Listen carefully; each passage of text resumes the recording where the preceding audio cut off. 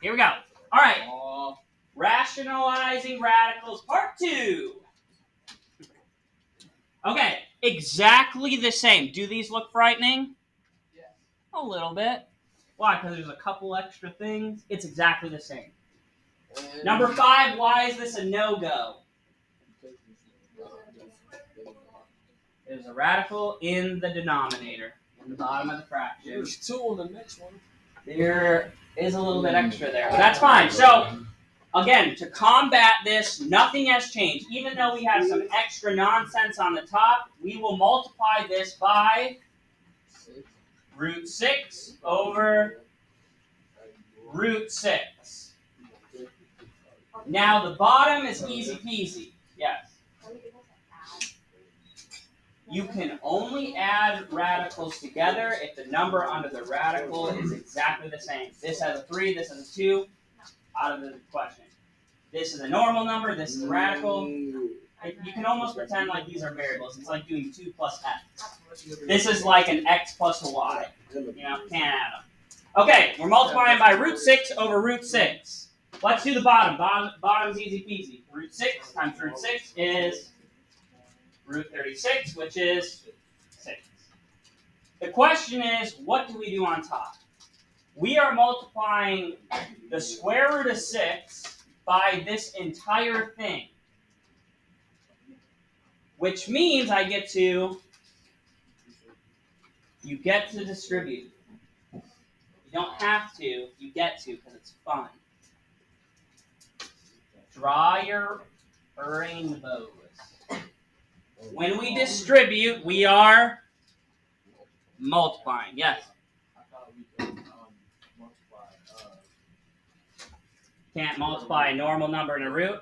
You're correct. What is 2 times the square root of 6? 2 times the square root of 6. You're right. We can't multiply them. We just squish them together.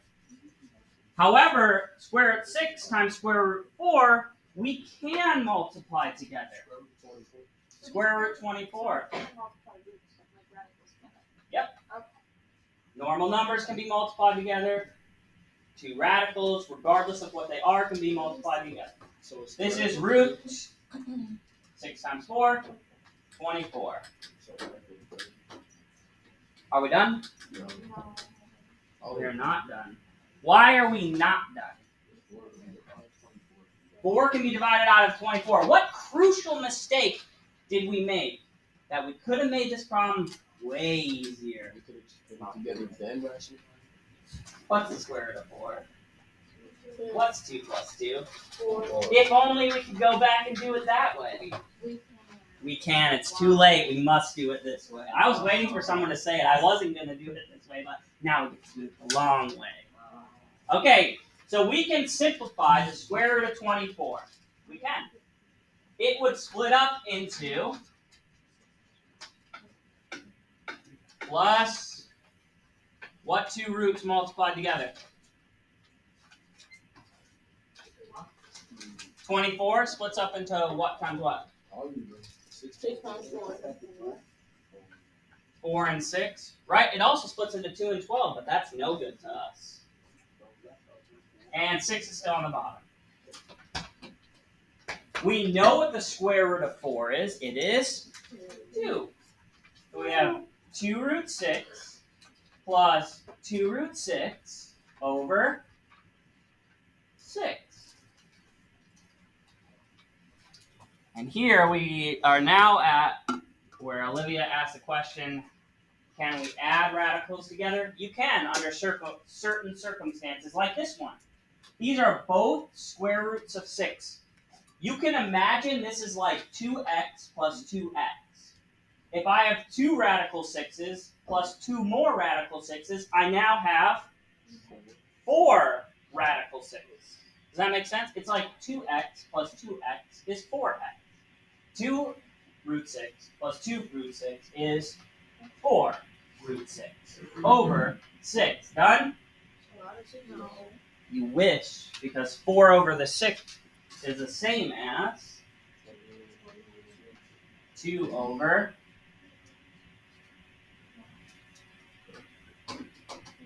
2 over 3. I know, I was waiting for someone else to shout it. Simplifying the fraction, again, 4 over 6, math enter in the calculator, simplifies it for you, but you can see you can divide 4 by 2 and 6 by 2. Boom, simplified, it's a beaut.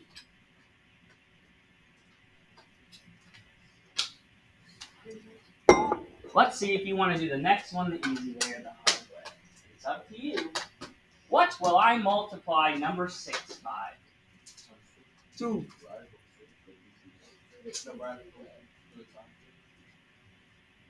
Do I multiply, both work. I could do 3 root 2 over 3 root 2. This would do the job, but it would lend us some more work. What is the only thing you need to get rid of the radical 2? You only need another radical 2. You don't need the 3. Would this make our answer wrong? No, but in the end we would have to factor out this 3 we're adding into the equation. So the easy way is, in order to get rid of a radical 2, you just need another radical 2. The 3 doesn't need to be there. It won't make it wrong, but you don't need it. The more numbers you add to a problem, the more you have to remove later. So let's go ahead and make moves. Okay, so I know when I multiply the bottoms, what will I have? 3 root 2 times root 2. Here, let's rewrite it. So we have 2 root 3 plus root 2 times root 2 over 3 root 2 root 2. Right? I just squished it together. This times the top, the bottom times the bottom. On the top, I will have to do what I did in number 5 and distribute. Okay, we'll start there. What is root 2 times 2 root 3? What can I multiply together? The 2 and the 3. I cannot multiply root 2 and 2. So 2 root 3 times root 2 would be 2 root 6.